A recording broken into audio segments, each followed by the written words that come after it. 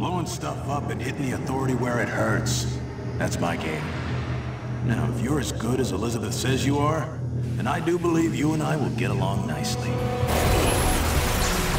With Rage, we've blown out the experience. We have a much larger world. We have very unique environments. We have various gameplay experiences. Rage is more than just a first-person game. It's a complete experience. We're known for making this straightforward action shooter, and we kept that. But then we added on top of it this deep and meaningful story.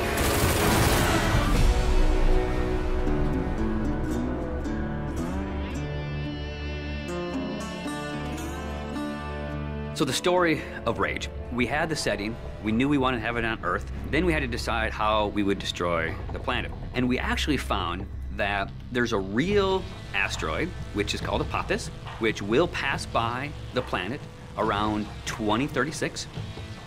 So in the fictional world of Rage, when the governments of the world discovered that Apophis would hit us and destroy most of civilization, they initiated a program called the Eden Project. So the game starts out where you are an Ark survivor. You are one of those people buried in 2036. Your Ark emerges from the ground 100 years later. Unfortunately, you're the only one that survives in your Ark. So when you step out, you are alone. And it's this post-apocalyptic world that you rise up in, and it's this twisted version of the reality you used to know, and you really don't know what to expect. Current position unknown. There's mutants and there's bandits, you know, and there's groups of settlers trying to survive. You people are only trouble. Now be on your way. The world has moved on, and it has its own thing going. We don't give the character a name or a face that's unique to the story. We want the player to jump in and actually add his own identity into that character. So when you step out of your Ark in Rage, you have no idea what your role in the bigger conflict will be. At first, all you are worried about is surviving. And you team up with some settlers, and you're doing some odd jobs. So here's what I need you to do. So you're not just going from one area to an airlock to the next area. It is an open world. It's believable in a sense. And it's the story and the characters and the setting that really delivers the gameplay. You're driving across these landscapes, and you're going visit people here, and they're giving you jobs to do. And as you head out of your safe zone, you enter like a combat area.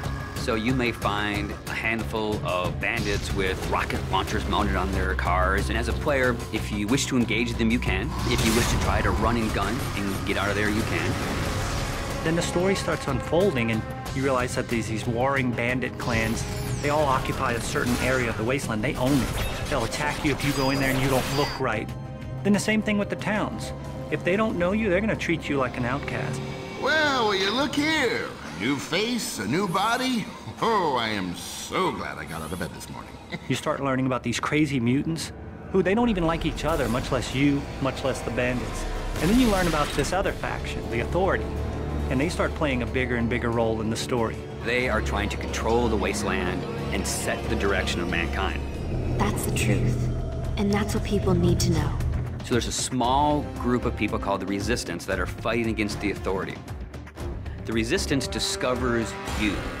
And everyone knows that Ark survivors have a certain specialness to them. You got all those little computers racing around inside you. You know, as you move through the story and you become more important and people start to take notice of you, so does the Authority. As you, the player, get your weapons and start interacting with the characters and start fighting all the bad guys in the world, you understand what your role is in the world. So, you're the new team member. The story in a game really gives meaning to the action. It creates the setting that all the gameplay exists on. And if you have a compelling story, and you have compelling action, and ways to drive the player forward, it just creates a richer experience and a more complete package. But it's always about, again, something new around every corner, and you really have to stay on your toes in the wasteland.